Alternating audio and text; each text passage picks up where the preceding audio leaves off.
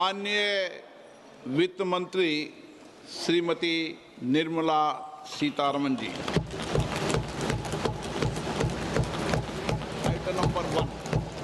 Item number one. Sir, with your permission, I rise to lay on the table a copy each of the following papers, Hindi and English versions, under Article 281 of the Constitution. Report for 2026 to 2031, Volume 1, Main Report of the 16th Finance Commission. 2. Report for 2026-2031, Volume 2, Annexures of the 16th Finance Commission. Number 3. Explanatory memorandum as to the action taken on the recommendations contained in the above report. Item number 2, माननीय वित्त मंत्री निर्मला सीतारमन जी।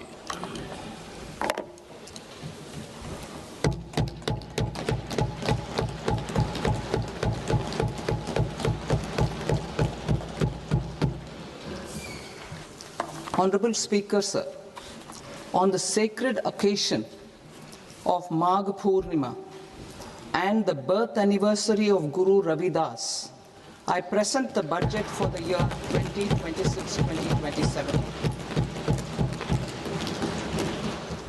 Since we assumed office 12 years ago, India's economic trajectory has been marked by stability, fiscal discipline, sustained growth, and moderate inflation. This is the result of conscious choices we have made, even in times heightened uncertainty and disruption. Our government, led by Honorable Prime Minister Modi, has decisively and consistently chosen action over ambivalence, reform over rhetoric, and people over populism. We have pursued far-reaching structural reforms, fiscal prudence and monetary stability, whilst maintaining a strong thrust on public investment. Keeping Atmanirbharta as a lodestar, we have built domestic manufacturing capacity, energy security, and reduced critical import dependencies.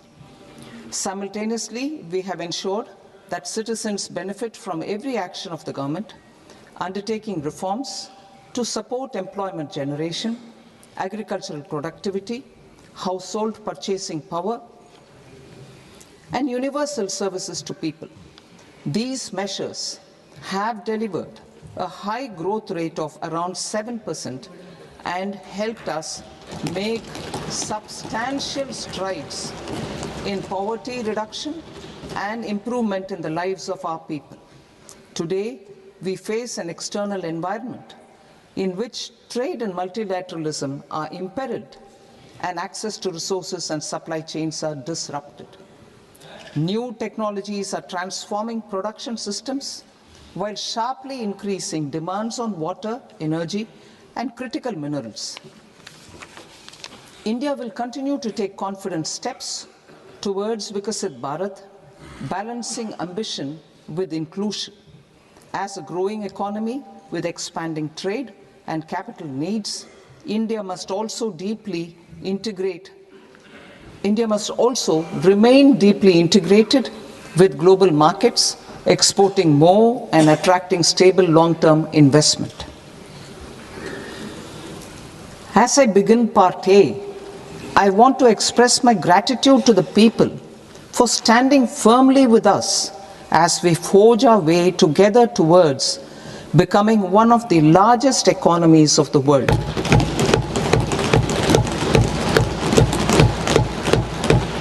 Our aim is to transform aspiration into achievement and potential into performance as we ensure that the dividends of growth reach every farmer, the scheduled caste, the scheduled tribes, the nomads, the youth, the poor, and the women.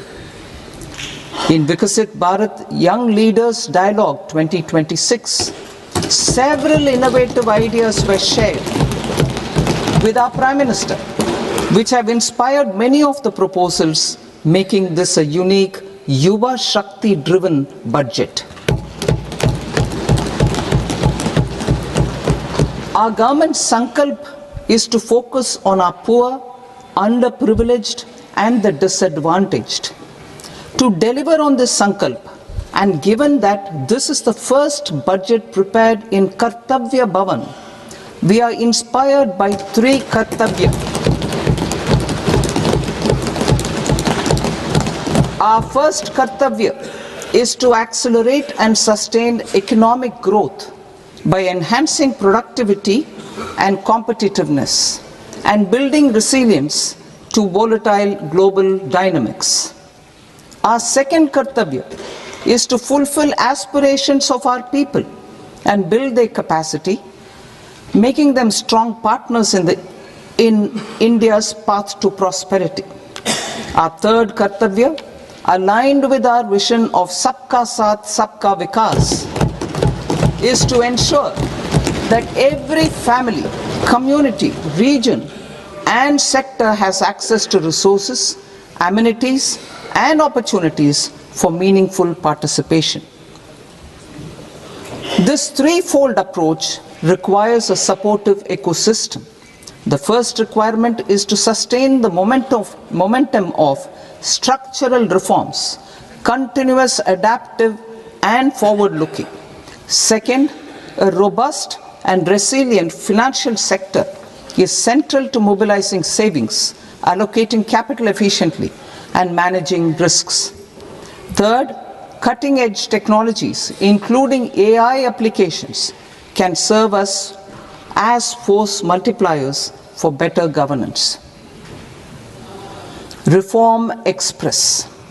Our government has undertaken comprehensive reforms towards creating employment, boosting productivity, and accelerating growth. After the Prime Minister's announcement on Independence Day in 2025, over 350 reforms have been rolled out. This includes GST simplification, notification of labor codes, and rationalization of mandatory quality control orders. High-level committees have been formed, and in parallel, the central government is working with the state governments on deregulation and reducing compliance requirements. The Reform Express is well on its way and will maintain its momentum to help us fulfill our Kartavya. I now move to specific proposals. Under our first Kartavya, to accelerate and sustain economic growth, I propose interventions in 6 areas. 1. Scaling up manufacturing in 7 strategic and frontier sectors. 2. Rejuvenating legacy industrial sectors. 3. Creating champion MSMEs. 4. Delivering a powerful push for infrastructure. 5. Ensuring long-term security and stability. And 6. Developing city economic regions. Scaling up of manufacturing in 7 strategic and frontier sectors. Biopharma Shakti, meaning biopharma strategy for health advancement through knowledge, technology, and innovation. India's disease burden is observed to be shifting towards non-communicable diseases like diabetes, cancer, and autoimmune disorders. Biologic medicines are key to longevity and quality of life at affordable costs. To develop India as a global biopharma manufacturing hub,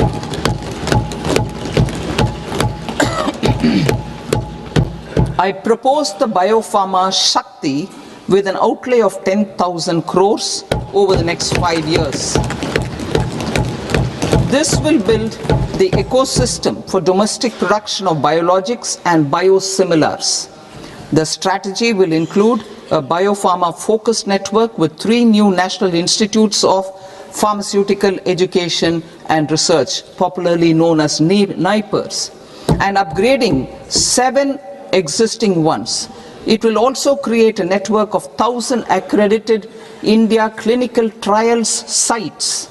We propose to strengthen the Central Drug Standard Control Organization to meet global standards and approve timeframes through and approval timeframes through a dedicated scientific review cadre and specialists.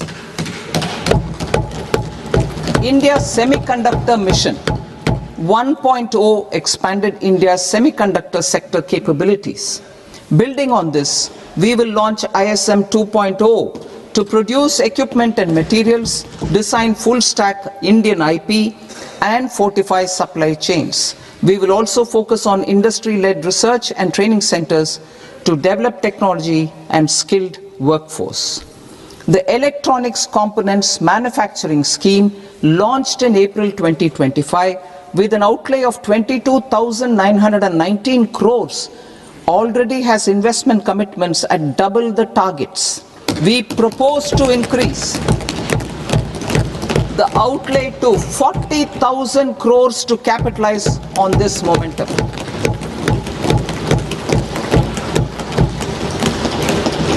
A scheme for rare earth permanent magnets was launched in 2025 November. We now propose to support the mineral-rich states of Odisha, Kerala, Andhra Pradesh and Tamil Nadu to establish dedicated rare earth corridors to promote mining, processing, research and manufacturing. To enhance domestic chemical production and reduce import dependency, we will launch a scheme to support states in establishing 3 dedicated chemical parks through challenge route on a cluster-based plug-and-play model. Strong capital goods.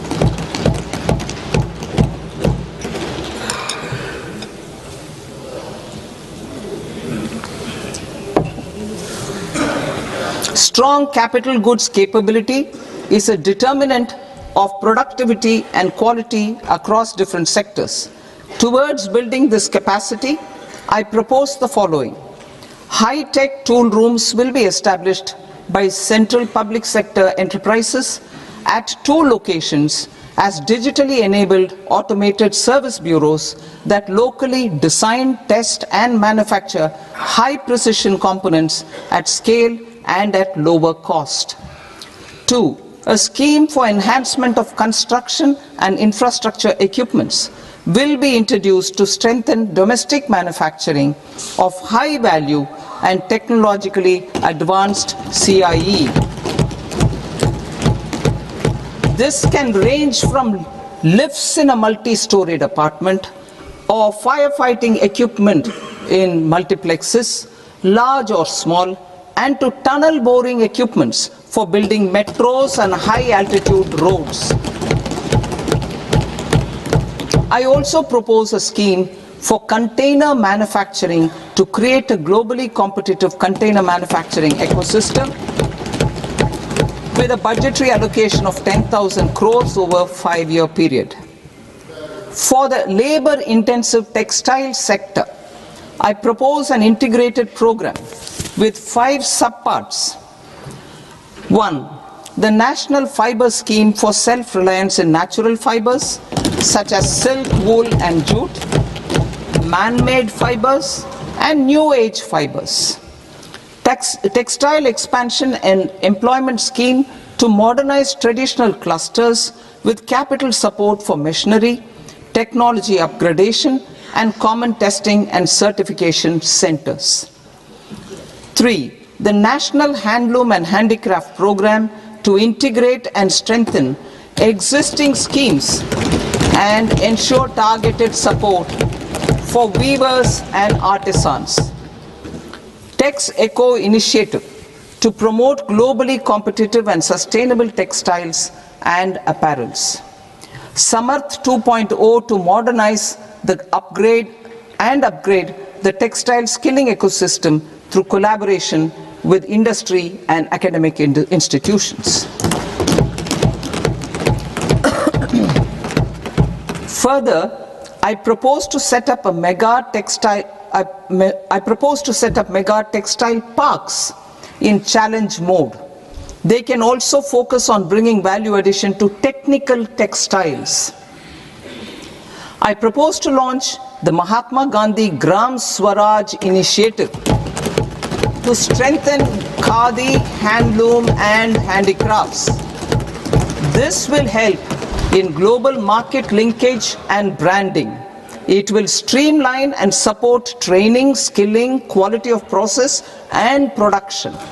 This will benefit our weavers, village industries, one district, one product ODOP initiative and also our rural youth. India has the potential to emerge as a global hub for high quality, affordable sports goods. I propose a dedicated initiative for sports goods that will promote manufacturing, research and innovation in equipment design as well as material sciences. Rejuvenation of legacy industrial clusters. I propose to introduce a scheme to revive 200 legacy industrial clusters to improve their cost competitiveness and efficiency through infrastructure and technology upgradation. Creating champion SMEs and supporting micro enterprises. Recognizing MSMEs as a vital engine of growth, I propose a three-pronged approach to help them grow as champions. Equity support. I propose to introduce a dedicated 10,000 crores SME growth fund to create future champions, incentivizing enterprises based on select criteria. I also propose to top up the Self-Reliant India Fund set up in 2021 with 2,000 crores to continue support to micro enterprises and maintain their access to risk capital. Liquidity support. With TREDS, more than 7 lakh crore has been made available to MSMEs. To leverage its full potential, I propose 4 measures. 1. Mandate TREDS as the transaction settlement platform for all purchases from MSMEs by CPSEs, serving as a benchmark for other corporates. 2. Introduce a credit guarantee support mechanism through CGTMSE for invoice discounting on TREDS platform. 3.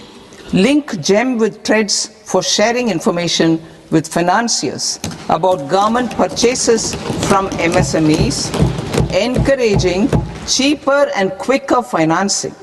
4. Introduce TREDS receivables as asset-backed securities, helping develop a secondary market, enhancing liquidity and settlement of transactions.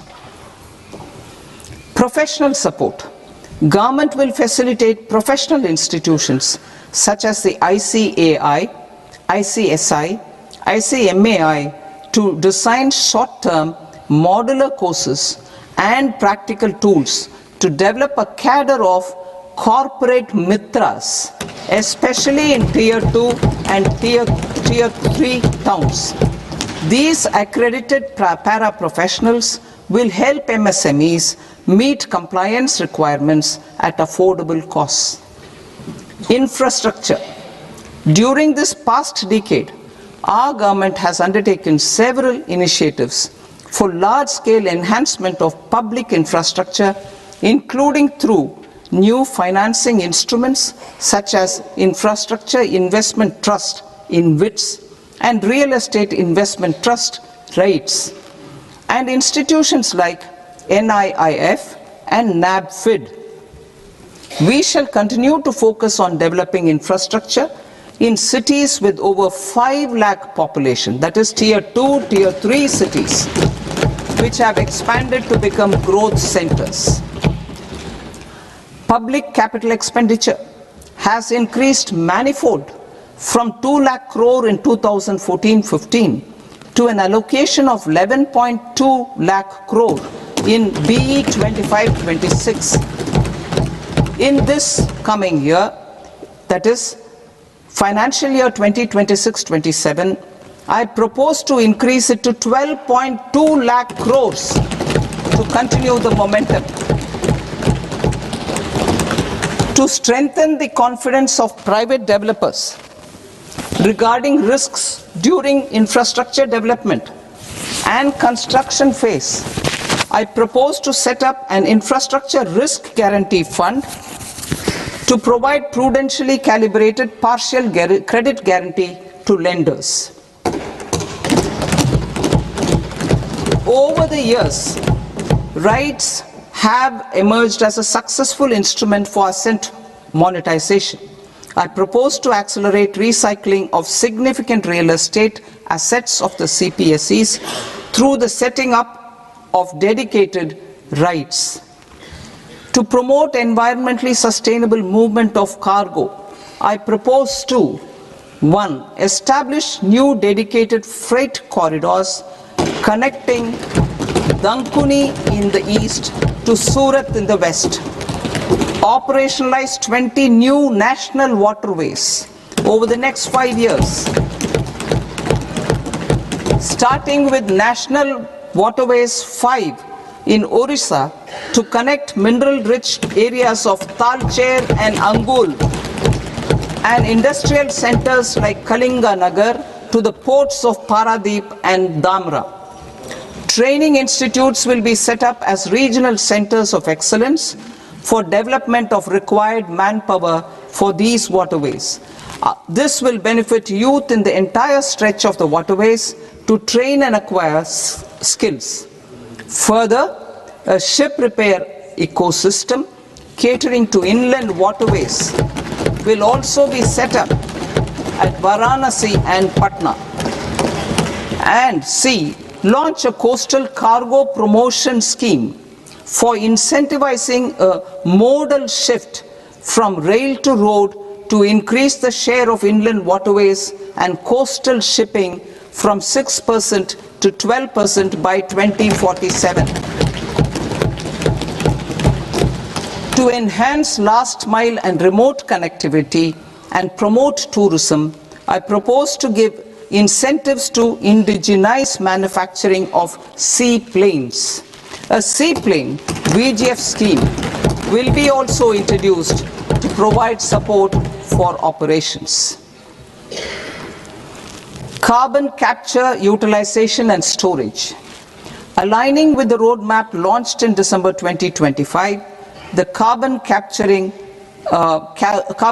utilization and storage technologies at scale will achieve higher readiness and in end-use application across 5 industrial sectors, including power, steel, cement, refineries, and chemicals.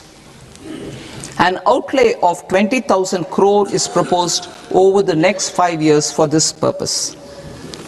City economic regions. Cities are India's engines of growth, innovation, and opportunities. We shall now focus on Tier 2, Tier 3 cities, and even temple towns, which need modern infrastructure and basic amenities. This budget aims to further amplify the potential of cities to deliver the economic power of agglomerations by mapping city economic regions based on their specific growth drivers. An allocation of 5,000 crore per CER over 5 years is proposed for implementing their plans through a challenge mode with a reform-cum-result-based financing mechanism. In order to promote environmentally sustainable passenger systems, we will develop 7 high-speed rail corridors between cities as growth connectors, namely Mumbai to Pune, Pune to Hyderabad, Hyderabad to Bengaluru, Hyderabad to Chennai, Chennai to Bengaluru, Delhi to Varanasi, Varanasi to Siliguri.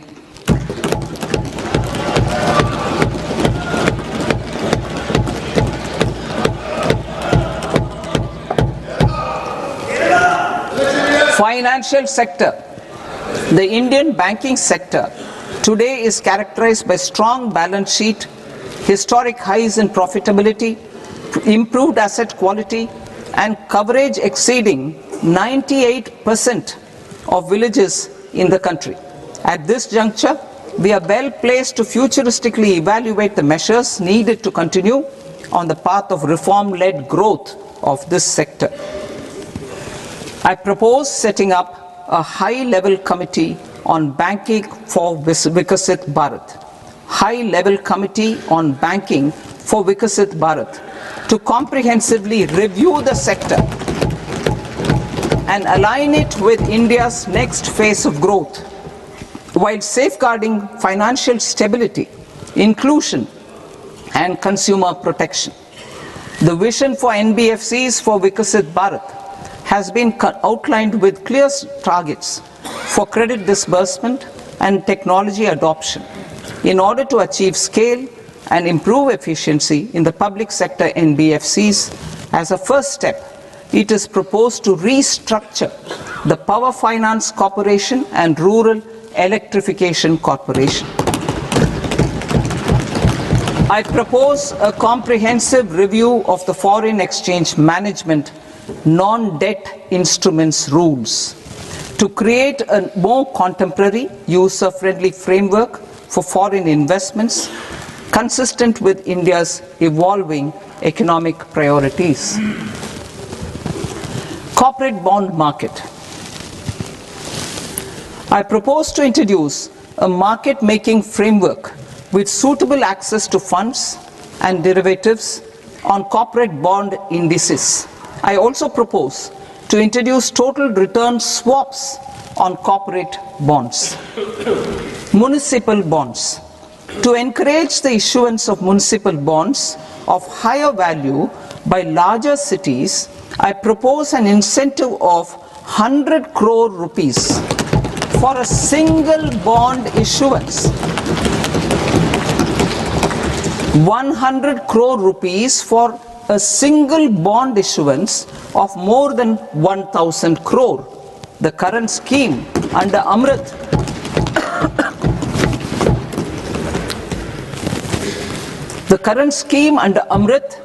which incentivizes issuances up to 200 crores only, will also continue to support smaller and medium towns. That will also continue to support the smaller and medium towns. Ease of doing business. Individual persons resident outside India, PROI, will be permitted to invest in equity instruments of listed Indian companies through the portfolio investment scheme.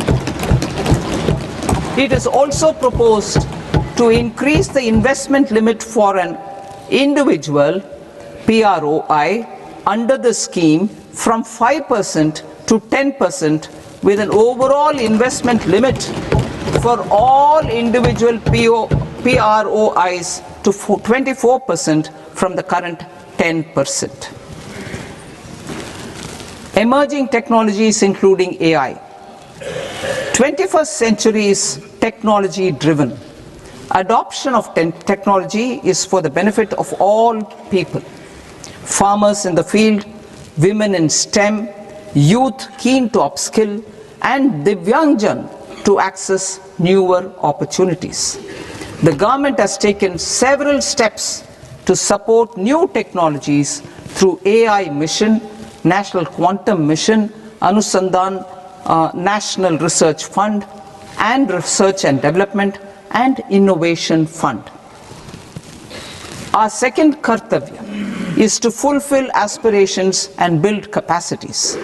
Close to 25 crore individuals have come out of multi-dimensional poverty through a decade of our government's sustained and reform-oriented efforts.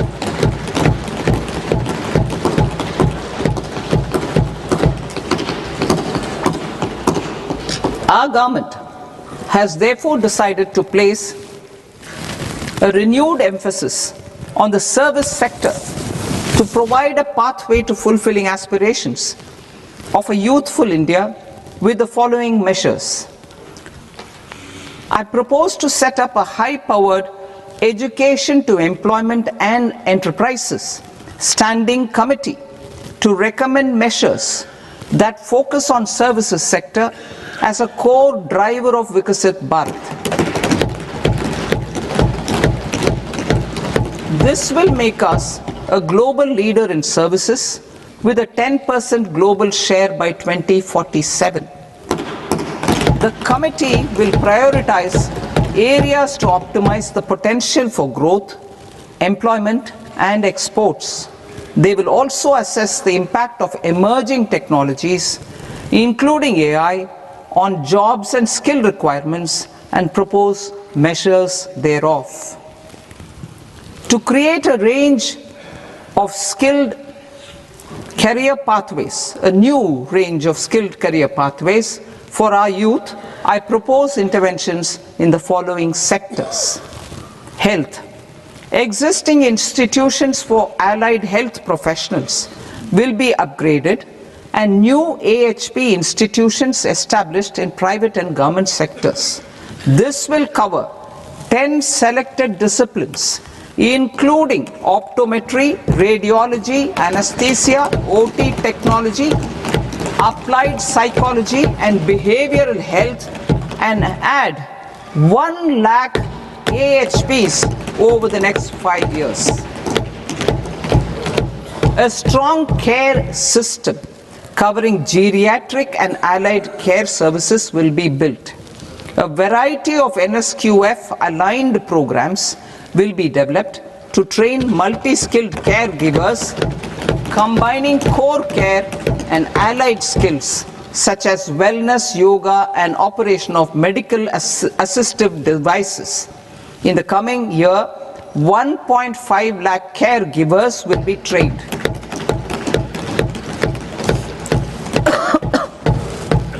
Hubs for medical value tourism.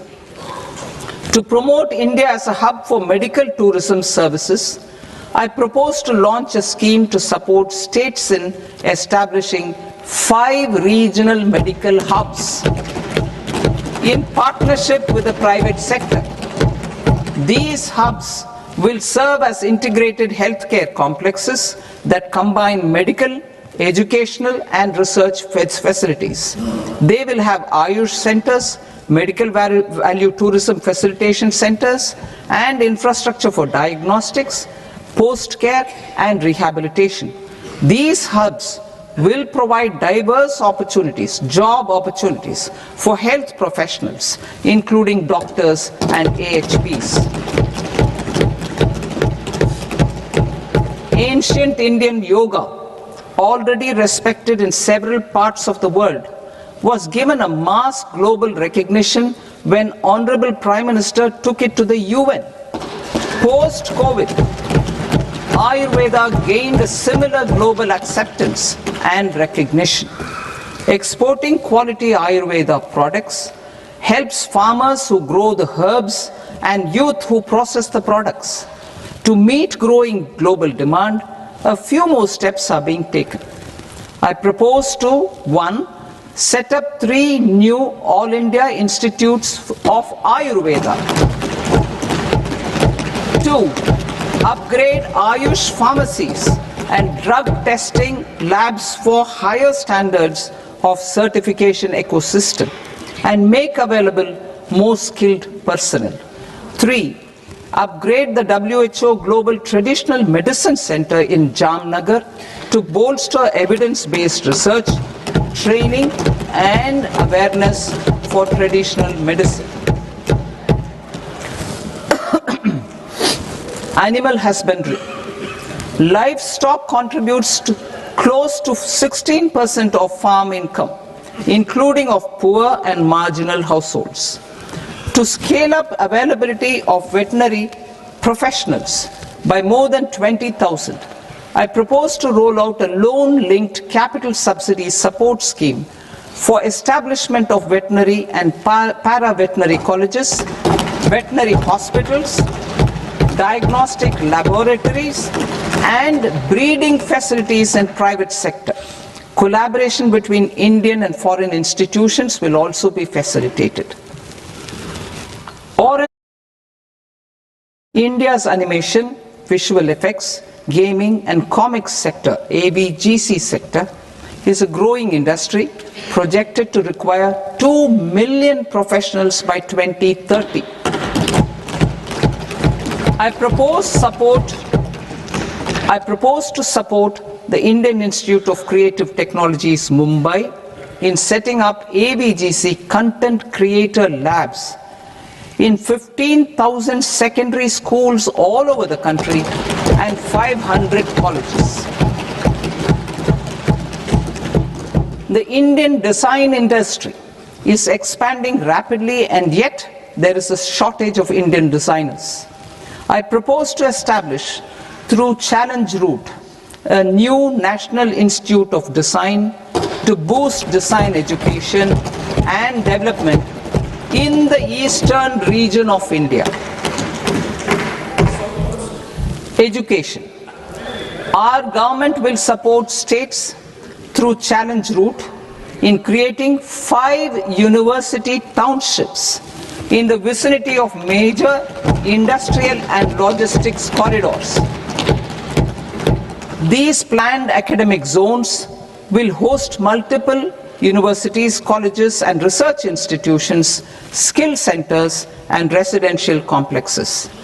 In higher education, STEM institutions, prolonged hours of study and laboratory work pose some challenges for girl students. Through VGF, Viability Gap Funding and capital support, one girls' hostel will be established in every district.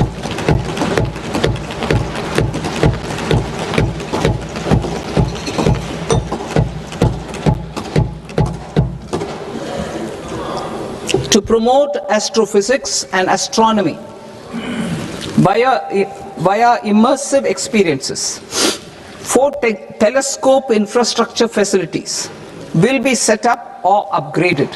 The National Large Solar Telescope, the National Large Optical Infrared Telescope, the Himalayan Chandra Telescope, and the Cosmos 2 Planetarium.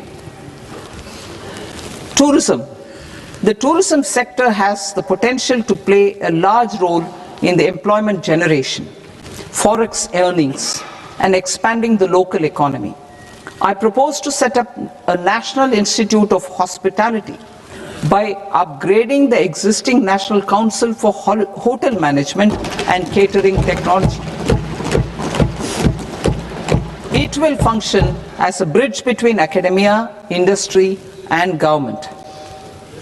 I also propose a pilot scheme for upskilling 10,000 guides in 20 iconic tourist sites through a standardized, high-quality, 12-week training course in hybrid mode in collaboration with the Indian Institute of Management. A national destination digital knowledge grid will be established to digitally document all places of significance, cultural, spiritual, and heritage. This initiative will create a new ecosystem of jobs for local researchers, historians, content creators, and technology partners. India has the potential and opportunity to offer world-class trekking and hiking experience. We will develop ecologically sustainable mountain trails in Himachal Pradesh, Uttarakhand, and Jammu Kashmir. Also in Araku Valley in the Eastern Ghats and Podigai Malai in the Western Ghats. Turtle trails along key nesting sites in the coastal areas of Odisha, Karnataka and Kerala. And 3 bird watching trails along the Pulikat Lake in Andhra Pradesh, Tamil Nadu. It's on the border. Under the visionary leadership of Honorable Prime Minister, we established the International Big Cat Alliance in 2024. This year, India is hosting the first ever Global Big Cat Summit, where heads of governments and ministers from 95 range countries will deliberate on collective strategies for conservation. Heritage and culture tourism. I propose to develop 15 archaeological sites, including Lothal, Dholavira, Rakhi Gadi, Adichanallur, Sarnath, Hastinapur, and Leh Palace into vibrant experiential cultural destinations. Excavated landscapes will be open to the public through curated walkways. Immersive storytelling skills and technologies will be introduced to help conservation labs, interpretation centers, and guides.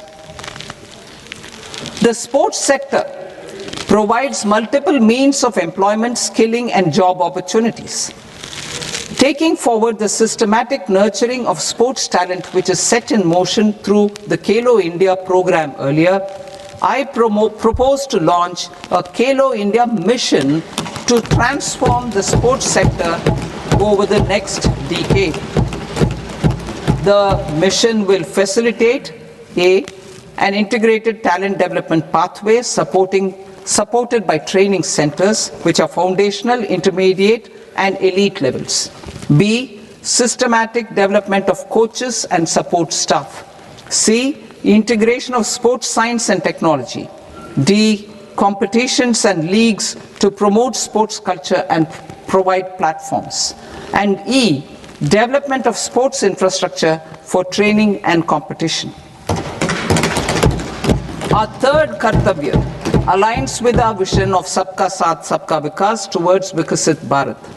This requires targeted efforts for 1. Increasing farmer incomes through productivity enhancement and entrepreneurship, with special attention to small and marginal farmers. B. Empowering Divyangjan through access to livelihood opportunities, training, and high-quality assistive devices. C. Empowering the vulnerable to access mental health and trauma care.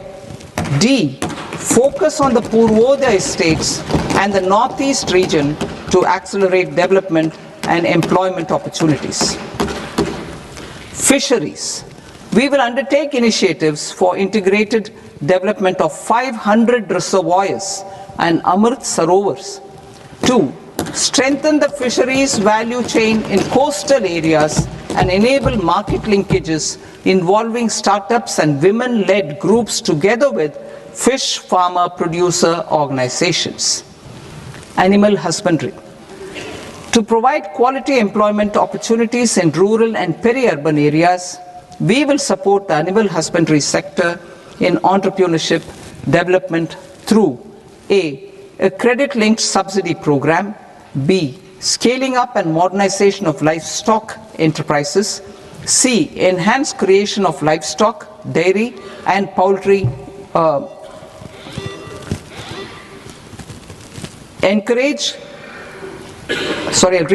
enhanced creation of livestock, dairy, and poultry-focused integrated value chains, and D, encourage creation of livestock farmer-producer organizations.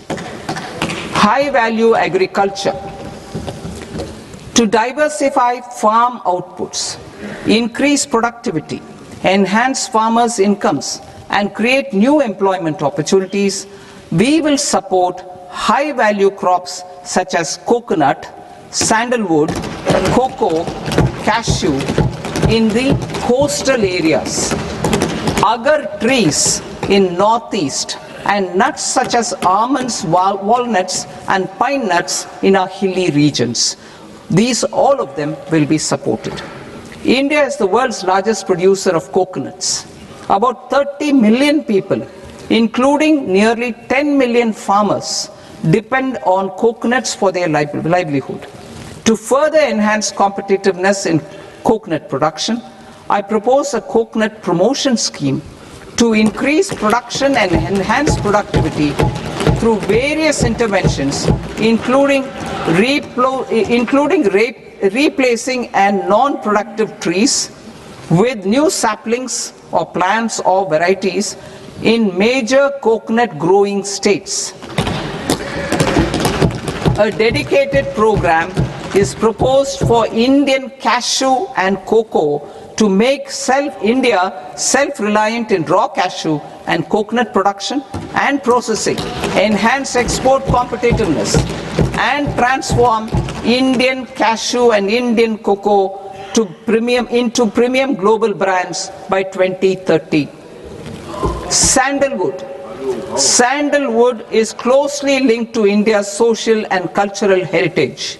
Our government will partner with state governments to promote focused cultivation and post-harvest processing to restore the glory of the Indian sandalwood ecosystem, to rejuvenate old, low-yielding orchards, and expand high-density cultivation of walnuts, almonds, and pine nuts.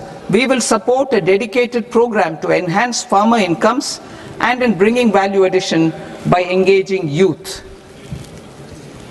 Bharat Vistar, that is virtually integrated system to access agricultural resources. I propose to launch Bharat Vistar, a multilingual AI tool that shall integrate the AgriStack portals and the ICAR package on agricultural practices with AI systems.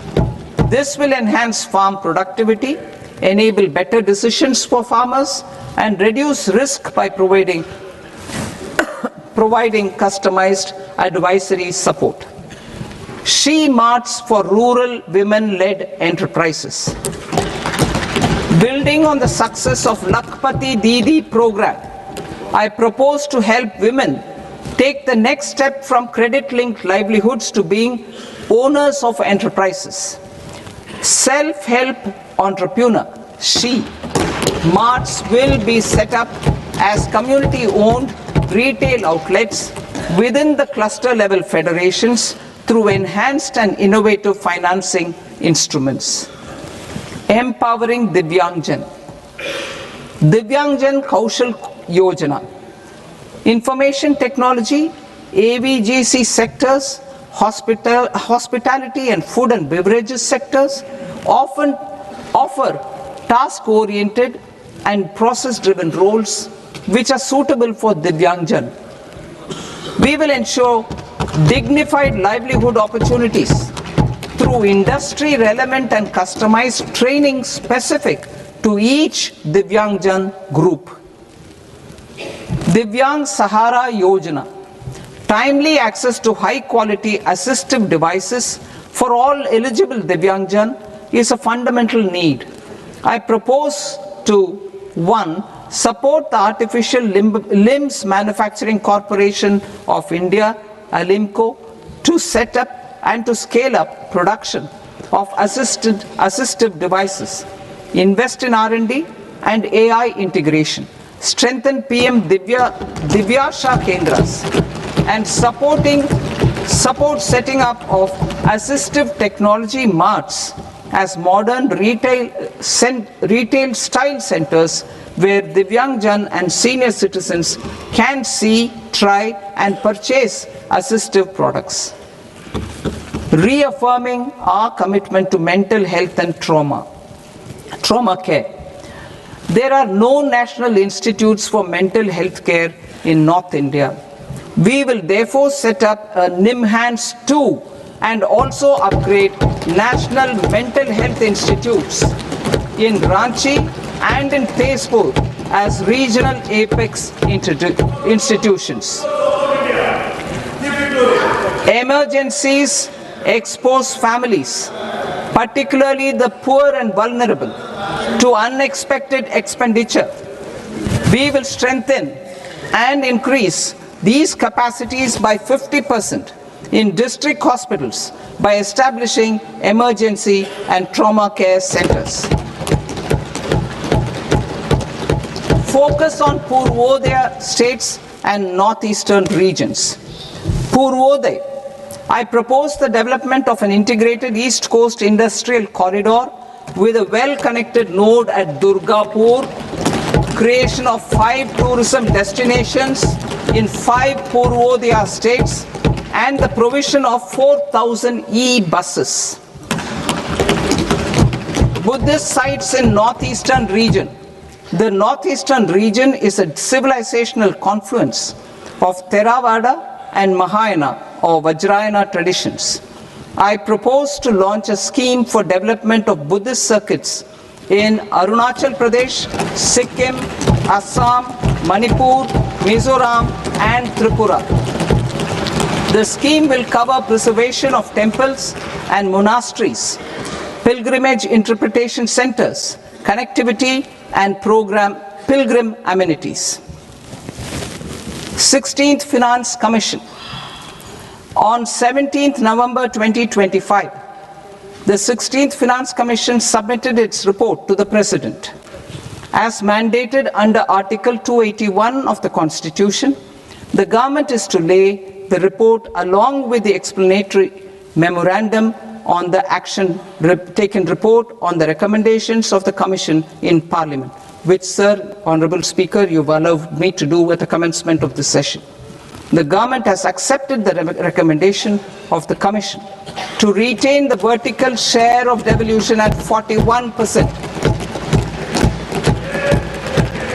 As recommended by the Commission, I have provided 1.4 lakh crores of rupees to the states for the year 2026-2027 as Finance Commission grants. These include rural and urban local body and disaster management grants.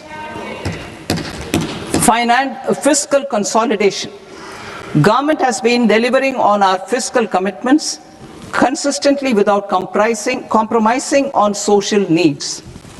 To strive towards accepted standards of fiscal management in Budget 2025-26, I had indicated that the central government would target reaching a debt to GDP ratio of 50 plus or minus 1% by 2030-31. In line with this, the debt to GDP ratio is estimated to be 55.6% of GDP in BE 26-27, compared to 56.1% of GDP in RE 25-26. A declining debt to GDP ratio will gradually free up resources for priority sector lending and expenditure by reducing the outgo on interest payments. One of the main operational instruments for debt targeting is the fiscal deficit. I am happy to inform this august House that I fulfilled my commitment made in 2021-2022 to reduce fiscal deficit below 4.5% of GDP by 25-26. In RE 25-26, the fiscal deficit has been estimated at par with BE of 2025-26 at 4.4% of GDP. In line with the new fiscal prudence path of debt consolidation, the fiscal deficit in BE 26-27 is estimated to be 4.3% of the GDP.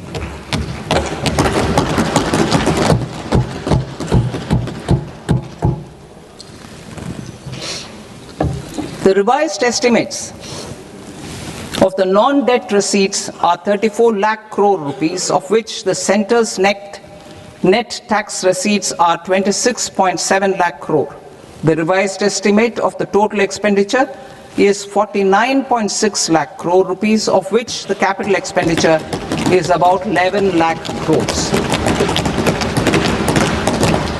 Budget estimates 2026 to 2027.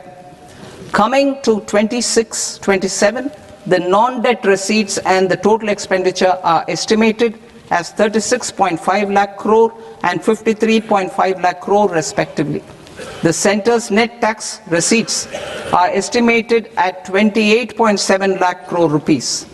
To finance the fiscal deficit, the net market borrowings from dated securities are estimated at 11.7 lakh crore rupees.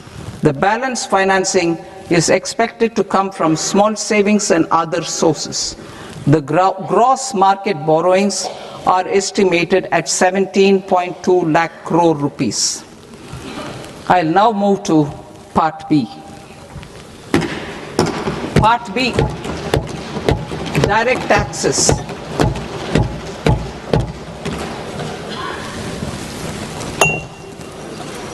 Honorable Speaker, sir, I now present my proposals on direct taxes. New Income Tax Act. In July 2024, I announced a comprehensive review of the Income Tax Act 1961. This was completed in a record time, and the Income Tax Act 2025 will come into effect from 1st April 2026. The simplified income tax rules and forms will be notified shortly, giving adequate time to taxpayers to acquaint themselves with its requirements. The forms have been redesigned such that ordinary citizens can comply without difficulty. Ease of living. I propose that any interest awarded by the Motor Accident Claims Tribunal to a natural person will be exempt from income tax, and any TDS on this account will be done away with. I propose to reduce TCS rate on the sale of overseas tour program package from the current 5% and 20% to 2% without any stipulation of amount.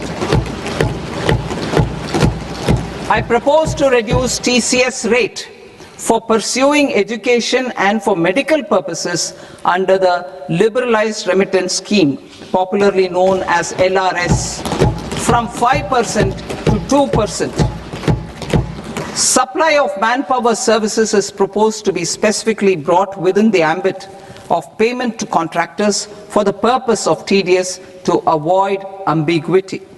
Thus, TDS on these services will be at the rate of either 1% or 2% only. I propose a scheme for small taxpayers wherein a rule-based automated process will enable obtaining a lower or nil deduction certificate instead of filing an application with the assessing officer. For the ease of taxpayer holding securities in multiple companies, I propose to enable depositories to accept Form 15G or Form 15H from the investor and provide it directly to various relevant companies. I propose to extend time available for revising returns from 31st December to up to 31st March with the payment of a nominal fee. I also propose to stagger the timeline for filing of tax returns. Individuals with ITR 1 and ITR 2 returns will continue to file till 31st July, and non-audit business cases or trusts are proposed to be allowed time till 31st August.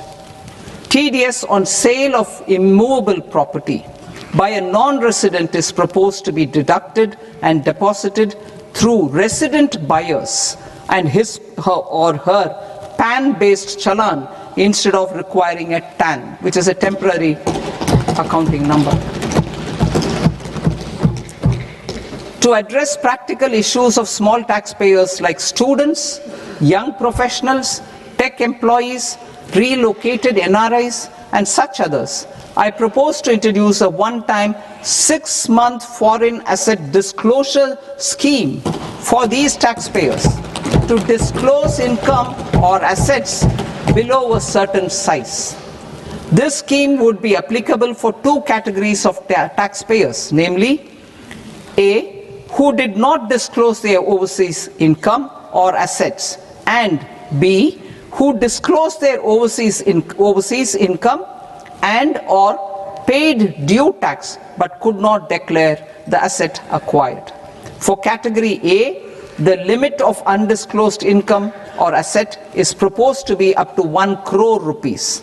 they need to pay 30% of fair market value of asset or 30% of undisclosed income as tax and 30% as additional income tax in lieu of penalty and would thereby get immunity from prosecution. For category B, asset value is proposed to be up to 5 crore rupees. Here, immunity from both penalty and prosecution will be available with a payment of fee of 1 lakh rupees. Rationalizing penalty and prosecution. Multiplicity of proceedings are hindrance to the ease of doing business. I propose to integrate assessment and penalty proceedings by way of a common order for both. There will be no interest liability on the taxpayer on the penalty amount for the period of appeal before the first appellate authority, irrespective of the outcome of appeal process. Further, quantum of prepayment is being reduced from 20% to 10% and will continue to be calculated only on core tax demand. As an additional measure for reducing litigation, I propose to allow taxpayers to update their returns even after reassessment proceedings have been initiated and an additional 10% tax rate over and above the rate applicable for the relevant year. The assessing officer will then use only this updated return in his proceedings. There is already a framework for immunity from penalty and prosecution in the cases of underreporting.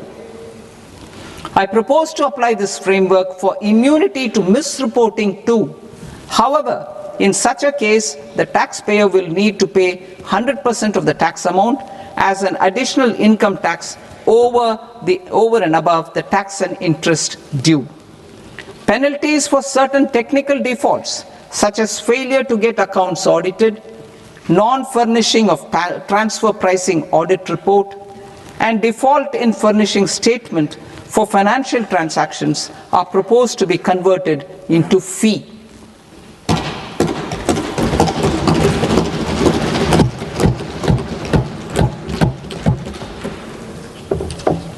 I propose to rationalize prosecution framework under Income Tax Act while maintaining a careful balance for deterrence in some serious offence.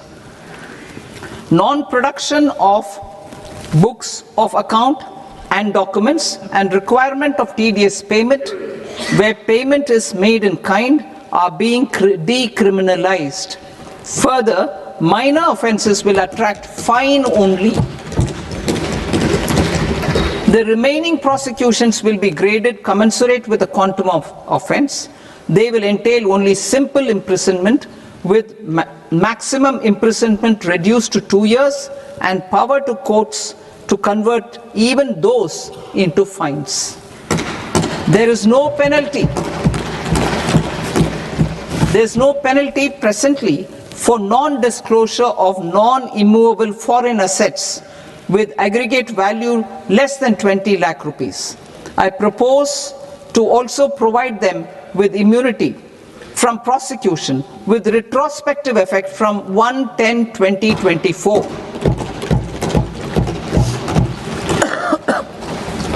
Cooperatives. Deduction is already allowed to a primary cooperative society engaged in supplying milk, oilseeds, fruits or vegetables raised or grown by its members. I propose to extend this deduction to also include supply of cattle feed and cotton seed produced by its members. I propose to allow inter-cooperative society dividend income as deduction under the new tax regime to the extent it is further distributed to its members.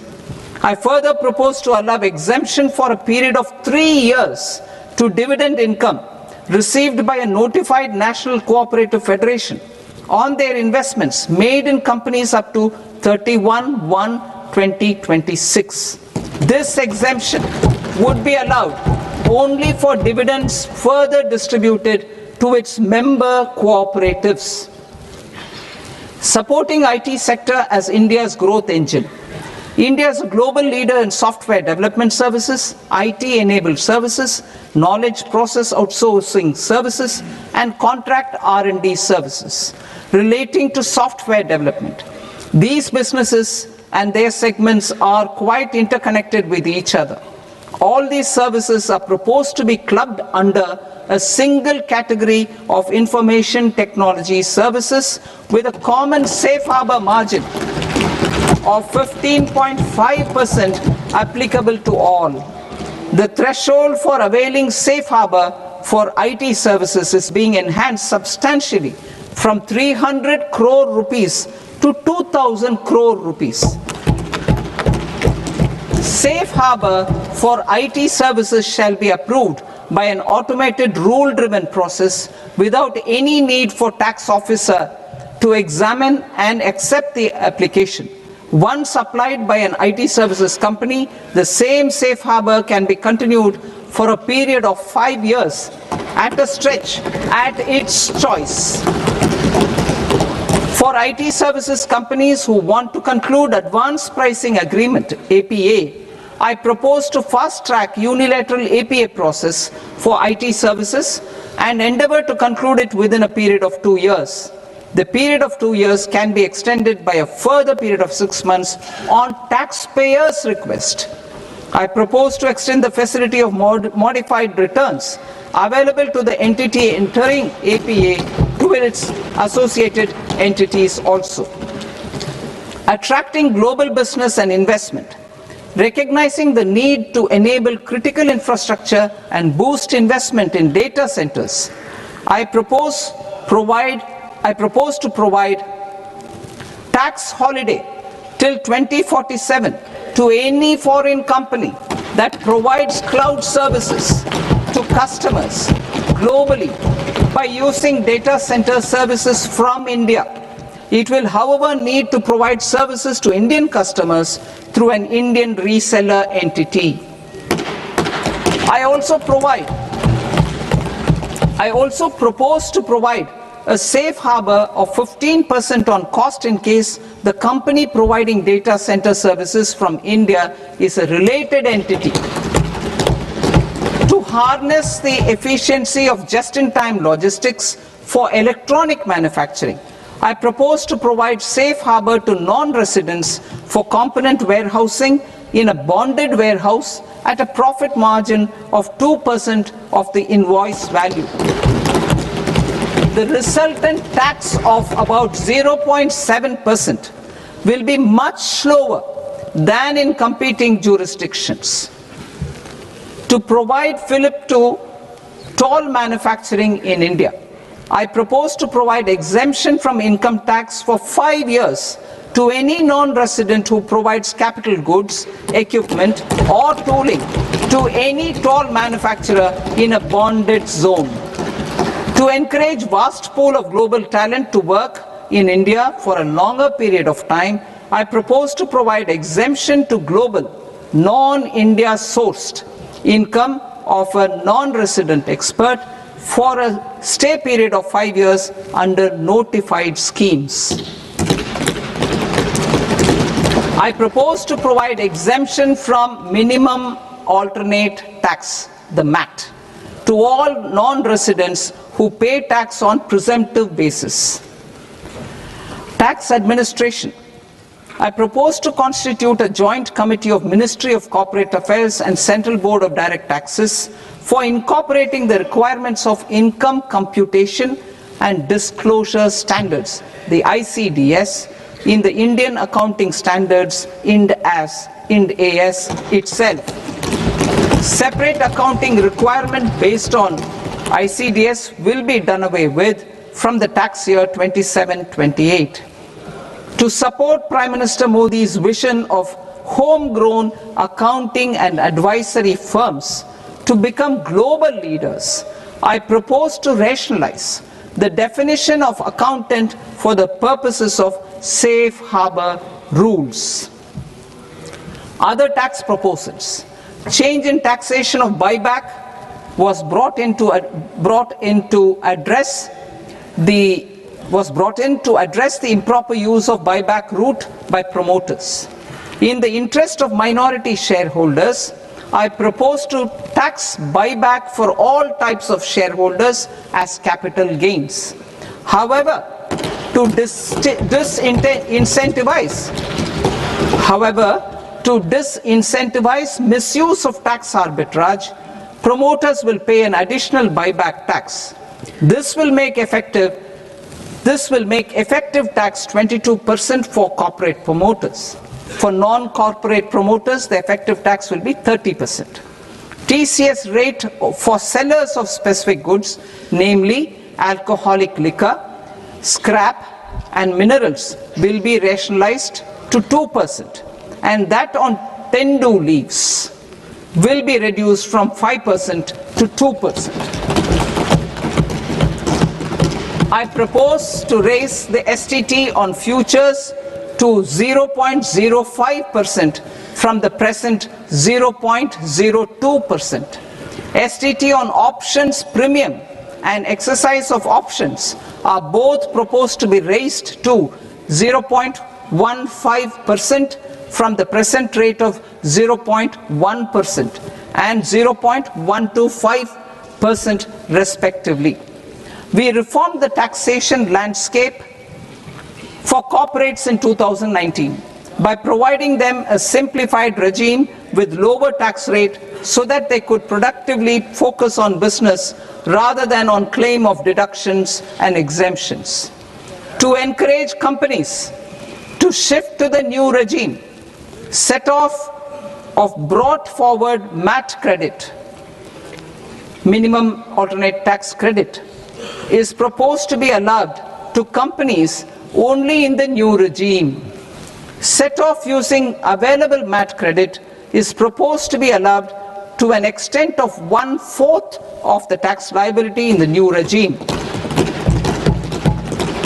MAT is proposed to be made final tax, so there will be no further credit accumulation from 1st April 2026. In line with this change, the rate of final tax is being reduced to 14% from the current MAT rate of 15%. The brought forward MAT credit of taxpayers accumulated till 30th March 2026 will continue to be available to them for set off as above. Indirect taxes. I shall now take up proposals related to indirect taxes. My proposals for customs and central excise aim to further simplify the tariff structure, support domestic manufacturing, promote export competitiveness, and correct inversion in duty.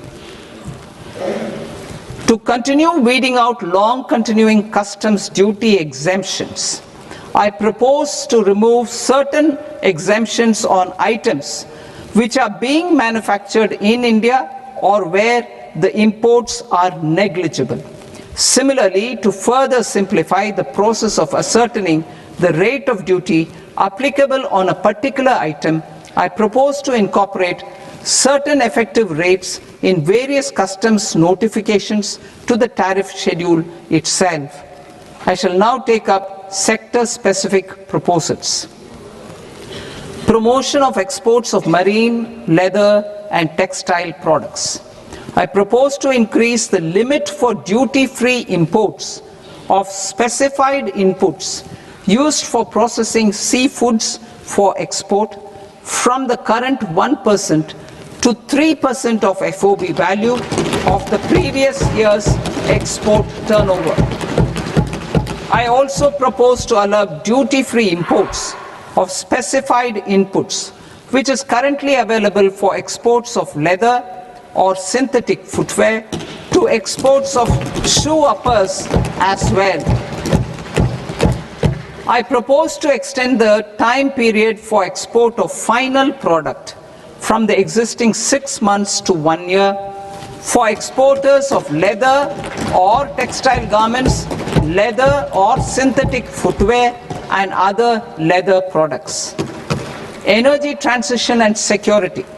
I propose to extend the basic customs duty exemption given to capital goods used for manufacturing lithium-ion cells for batteries to those used for manufacturing lithium-ion cells for battery energy storage systems also.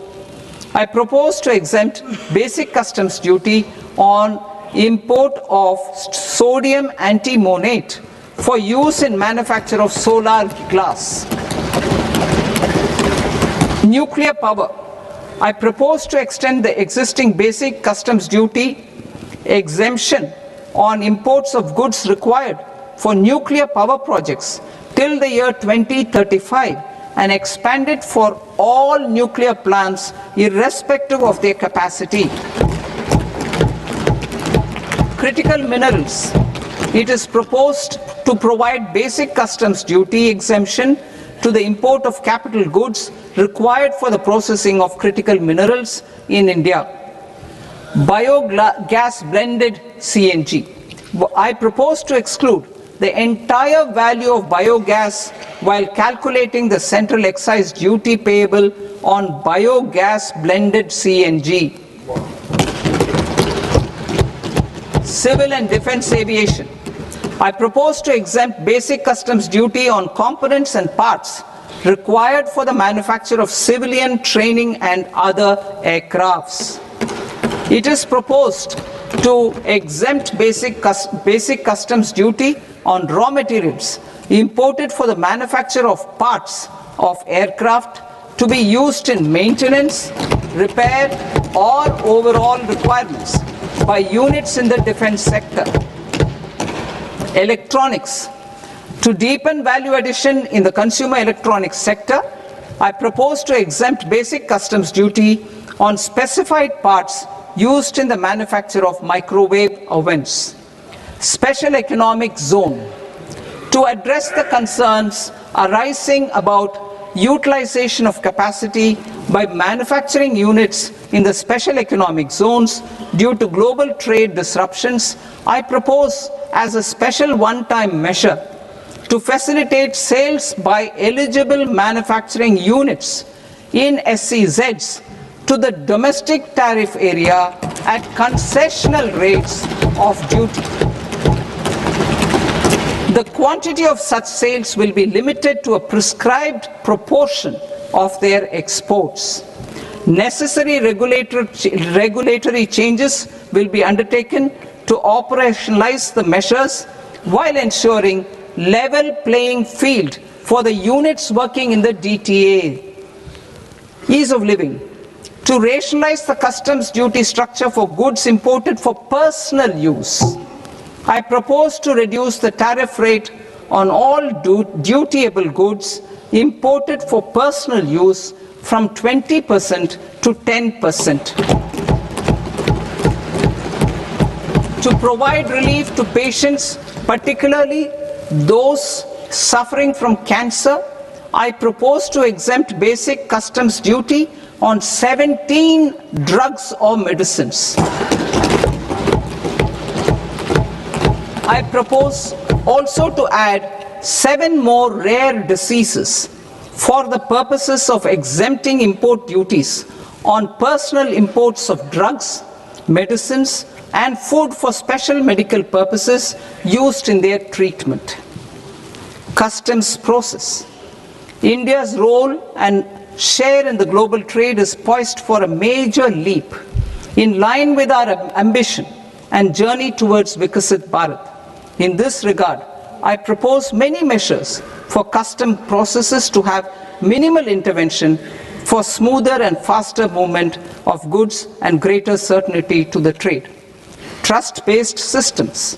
I propose to enhance duty deferral period for Tier 2 and Tier 3 authorized economic operators, known as AEOs, from 15 days to 30 days.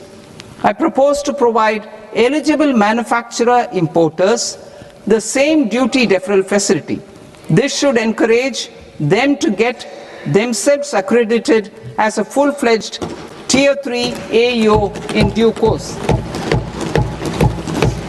To provide greater certainty and for better business planning, I propose to extend validity period of advance ruling binding on customs from the present 3 years to 5 years. In the spirit of the whole of government approach,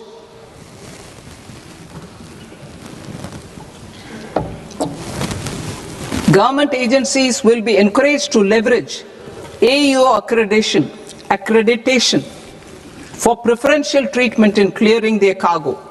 Regular importers with trusted long-standing supply chains will be recognized in the risk system so that the need for verification of their cargo every time can be minimized.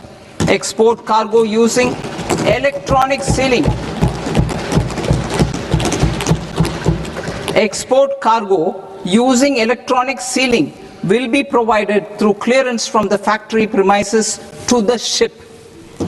For import of goods not needing any compliance, filing of bill of entry by a trusted importer and arrival of goods will automatically notify customs for completing their clearance formalities.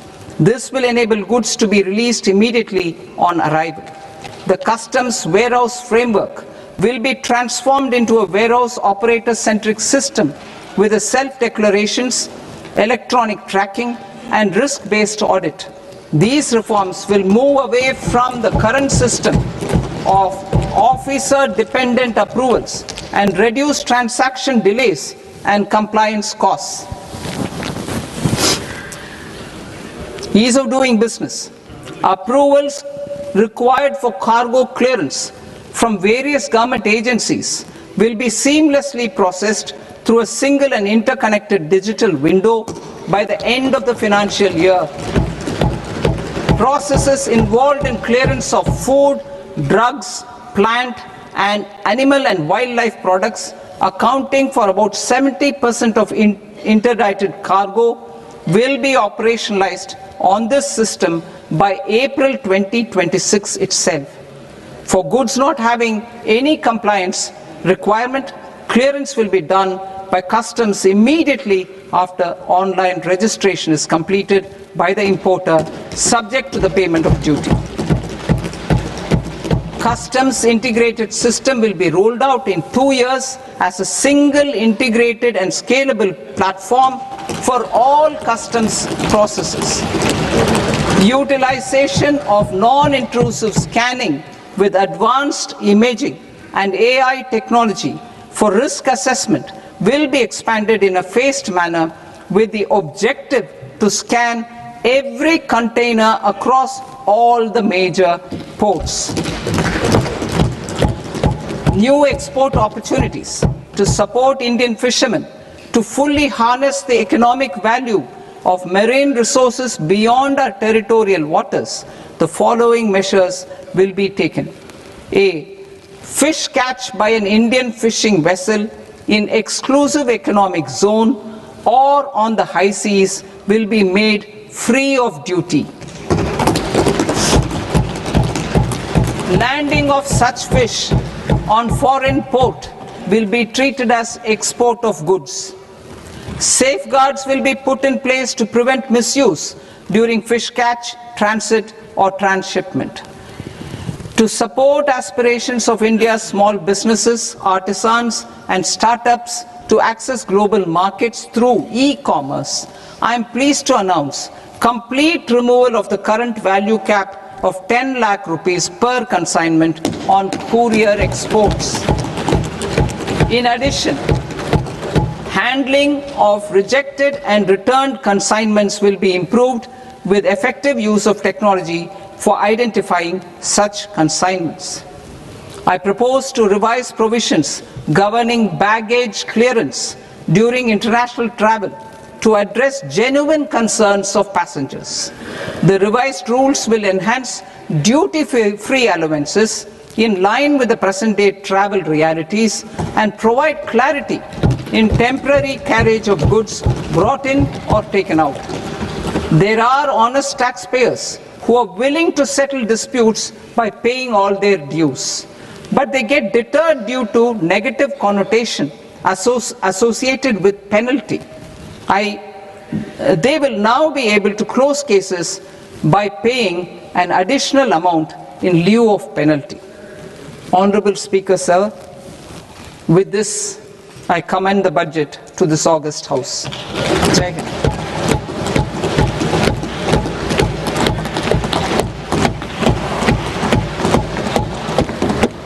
One and a half hours. Item number 3 माननीय वित्त मंत्री जी।